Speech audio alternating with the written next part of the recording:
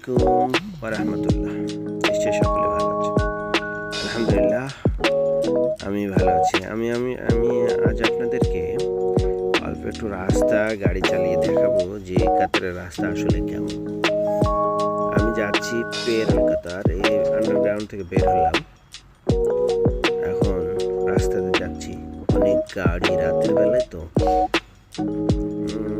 লাইটগুলো আসলে আমার মোবাইলের ক্যামেরাটা ভালো নয়, যে লাইটটার কারণে অনেকটা দেখতে পাচ্ছি না। যে এখানে লেখা আছে আমি এক্সিট 10B-তে যাব। অনেক গাড়ি, কি সুন্দর সুন্দর গাড়ি রাস্তায়। গাড়ির অবশ্য স্পিড আমার খুব একটা বেশি না, 90 চলতেছে। অবশ্যই রাস্তাটাতে 100-এর স্পিড, নাহলে ডান পাশে আমার আছে কাতারা। রাস্তায় লেখা আছে যে পেরল কাতার। আমার স্পিড স্লো হয়ে গেল, এক্সিট 10B যাচ্ছে যে লেখা ছিল এখানে। অবশ্য খুব কাঁপতেছে, এই জন্য ভিডিওটা ভালো হচ্ছে না গাড়িতে। তো যাই হোক, দেখেন রাস্তা কি, এখানে লাইটের আলো এমন যে রাস্তায় যদি কিছু পড়ে থাকে একদম ছোট জিনিসও দেখা যাবে। এত লাইটের দিনের মতো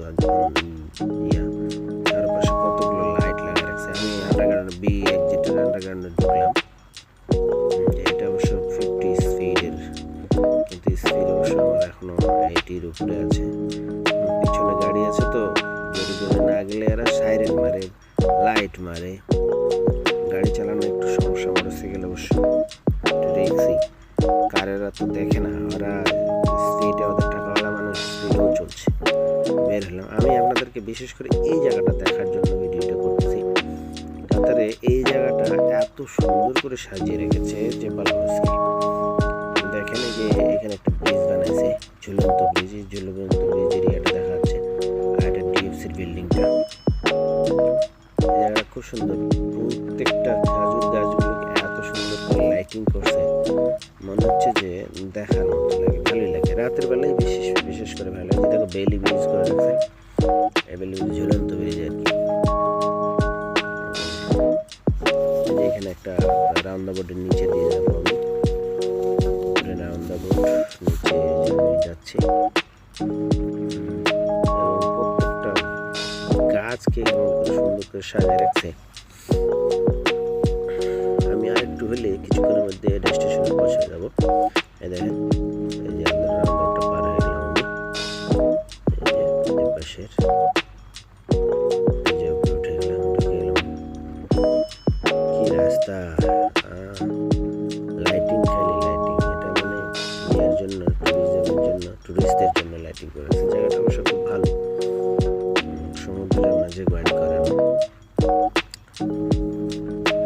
মনে হচ্ছে সমুদ্র ছিল, মাটি দিয়ে ভরাট করে জায়গাটাকে বাড়ি করছে, এরকম অনেক বড় বড়।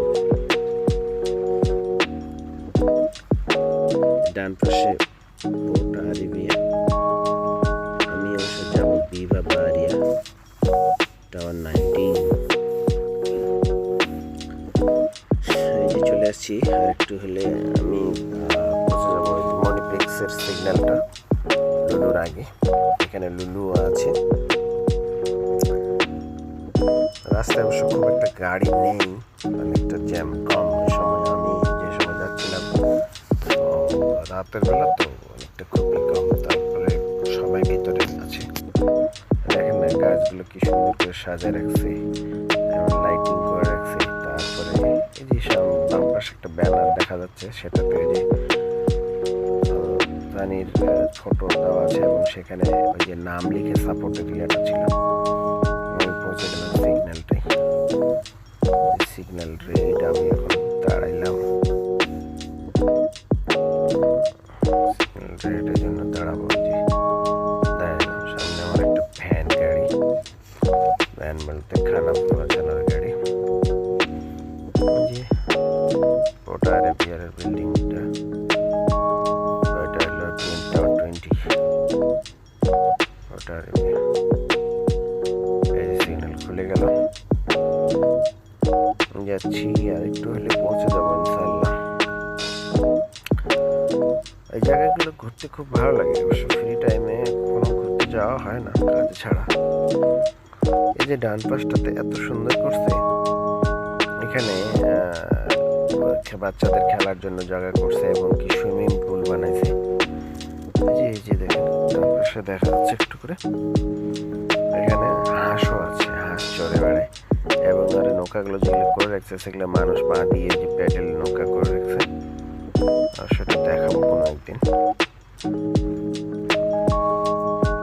আর এই সামনে এটার পরে রান্দাবটার পর এটা করছে বড়দের গোসলখানা, এটা বেশ চারিদিক ঘিরে রাখছে যাতে বাইরে থেকে না দেখানো যায়।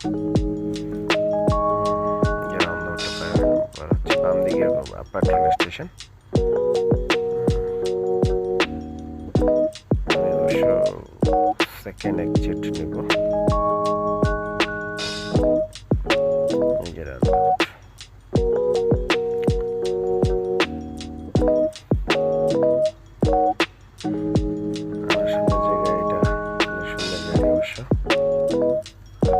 BMW গাড়ি।